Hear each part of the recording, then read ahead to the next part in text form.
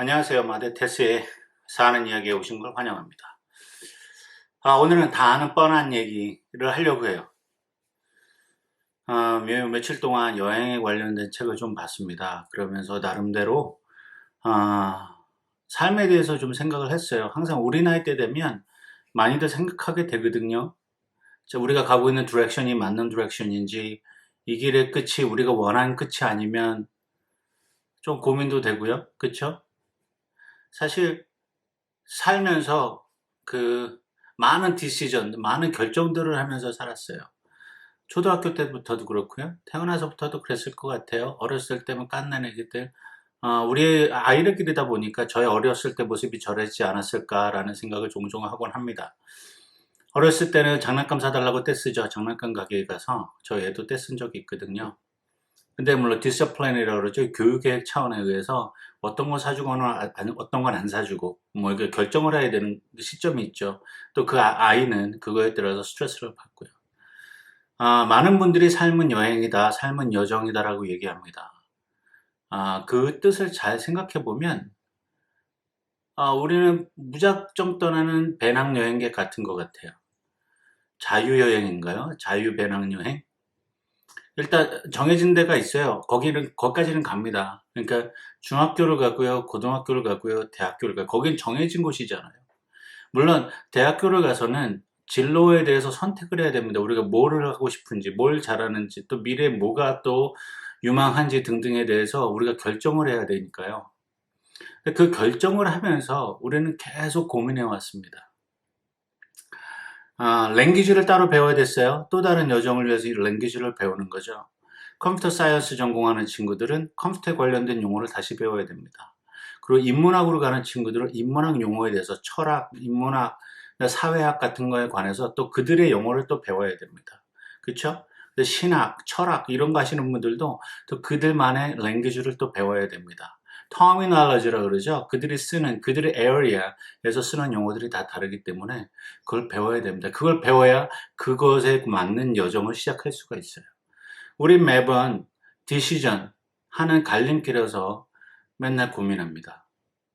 중년이 된 지금도 산전수전, 공주전, 화학전까지 다 지내본 지금 시점의 나이에서도 아직도 모르는 미래가 있어요. 아직도 가보지 않은. 제 나이가 올해 한국 나이로 47입니다. 그런데 아직도 가보지 않은 세계가 있죠. 48, 49, 50. 그렇다고 해서 내가 지나온 에이지가 현재 에이지하고 또 같다고 생각하지 않습니다. 제가 지나온 20대, 30대는 2000년대 초반, 90년대 중반, 후반. 이때 20대하고 지금 현재 20대는 벌써 생각의 틀이 다르죠. 갖고 시작하는 것도 다릅니다. 그쵸? 미국에 오니까 16살짜리 아이들의 고민이 달라요. 한국의 16살짜리 아이들의 고민은 어느 고등학교를 갈 것인가가 고민인데, 예고를 갈 것이냐, 과학고를 갈 것이냐, 동네를 갈 것이냐, 아니면 뺑뺑이 돌리는 학교를 갈 것이냐, 고교 평준 아닐까요? 뭐 그렇게 돼 있다고 하지만, 뭐 자사고를 갈 것이냐, 뭐 이렇게 등등등을 나눠서 고민하지만, 미국의 16살들은 이미 하이스쿨러들의 고등학생들이 뭘 고민하냐면 어떤 차를 가질 것인가를 고민하더라고요.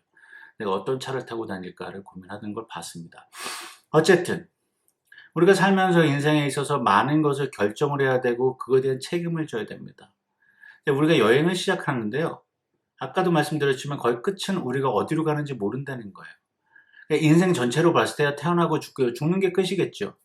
근데 죽기 전까지 우리가 무엇을 하면 어떻게 하면서 즐겁고 행복하게 남한테 도움을 주면서 유익하게 살 것인가에 대해서는 고민이 항상 있는 겁니다.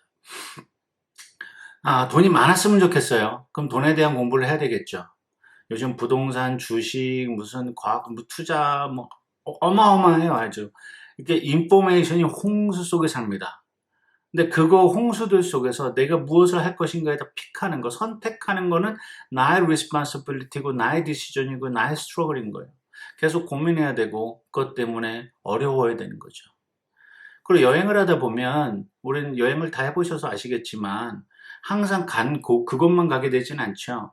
그곳에서 뭐 1시간, 2시간 가까운 거리에 있다 그러면 또 다른 것도 보게 됩니다.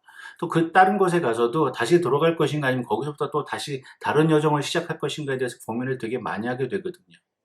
근데 우리는 그 고민할 때마다 항상 때로는 argument이 있을 수도 있고요. 다툼일 수도 있고요. 선택에 대한 후회도 있을 수 있습니다. 그럼에도 불구하고 우리는 계속 직진해서 우리가 가야 할 곳으로 가고 있다는 거죠. 결국에 여행은 집에서 출발해서 집으로 돌아오는 여정이지만 우리가 사는 여행은 우리가 돌아갈 수가 없는 여정이죠. 왜냐하면 이미 grow up 해서 우리가 다시 엄마의 뱃속으로 들어가지 못한다는 겁니다. 그러면 얼마나 좋겠어요? 그러면 얼마나 편하고 좋겠어요? 우리가 돌아갈 곳이 있다면, 그래서 우리가 마음대로 할 수 있다면, 그 얼마나 좋겠어요? 그러나 우리가 사는 이 세상으로 다시 돌아갈 수는 없습니다. 가끔 사람들이 물어봐요. 전생에 대해서. 나중에 뭘로 태어나면 좋겠느냐? 라고 물어봅니다. 글쎄요, 저는 태어날 일이 없는데 굳이 만약이라는 걸 붙여야 되는가? 아예 태어날 일이 없거든요. 그래서 지금 제가 선택하고, 여러분이나 제가 지금 선택하고 가는 길이 혹시 맞지 않더라도, 혹시 여러분이 생각했던 거와 다르더라도, 걸으시면서 지금 현재 주변의 것을 즐기시기 바랍니다. 유럽 가고요. 남미도 가고, 저는 남미하고 유럽을, 사실, 굉장히 가보고 싶은 나라이긴 해요. 가난한 나라도 가봤고, 아프리카, 중국, 등등의 나라를 가봤었는데요. 아프리카 갔을 때 그 세계 3대 슬럼가인 케냐에 있는 슬럼가를 봤을 때 저렇게도 사는구나 라고 생각했어요. 거기서 사는 사람들은 우리와 같은 선택이 있었던 건 아니겠죠. 선택이 있었을 수도 있지만 우리가 그분들의 삶을 잘 모르니까. 어쨌거나 다른 모양 다른 모습 우리가 각자 살아갑니다. 그러나 항상 우리가 그 길을 선택하고 가야 할 길에 있어서 우리는 보게 되고 얻는 게 있습니다. 여러분들 많이 살아오셨잖아요. 지금까지 이만큼 살아오셨으니까 이만큼 살아오신다 얻은 게 있을 것입니다. 그렇죠? 버려야 될 것도 있었을 것이고요. 우리가 언제 한국에 도착할지 모릅니다. 아니면 거기서 침몰해서 사라질지도 모릅니다. 아니면 침몰한 데서 구조를 받아서 다시 원점으로 돌아가게 될 수도 있어요. 위험을 감수해야 되죠. 거기서 오는 스트레스, 그것도 견뎌내야 되죠. 그리고 우리가 생각하고 있는 많은 것들에서 우리가 결정을 해야 되는 그 수많은 일들과 책임 중에서 과연 내가 원했던 것을 여러분 얼마나 건지셨습니까? 통계는 잘 모르겠어요.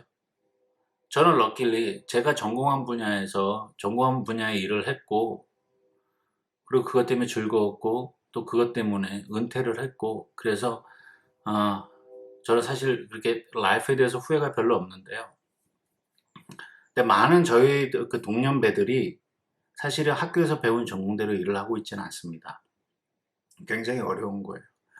왜냐하면 그때는 이게 맞는 줄 알았어요. 그때는 맞고 지금은 틀린 게 돼버린 거죠. 그래서 계속 움직였습니다. 세상의 흐름대로. 어떤 분은 트렌드를 쫓아가신 분이 있고 어떤 분들은 자기 고집대로 자기 일을 하셨던 분들도 있어요. 그래서 자기 일대로 고집하신 분들, 성공하신 분들도 있고 아닌 분들도 있고, 그리고 트렌드를 쫓아가서 실패하신 분들도 있고 성공하신 분들도 있고, 참 다르잖아요. 우리가 사는 게 참 달라요. 여행이라는 게 그렇습니다. 다녀보니까 굉장히 많은 사람들이 굉장히 똑같은 스팟에서 다른 모양의 사진들을 찍어요. 저 사진을 찍는 걸 좋아해서 가끔 여행을 가면, 가족들 데리고 가면 저만의 시간 한 10분이든 15분이든 그 삼각대를 세워놓고 사진을 찍습니다.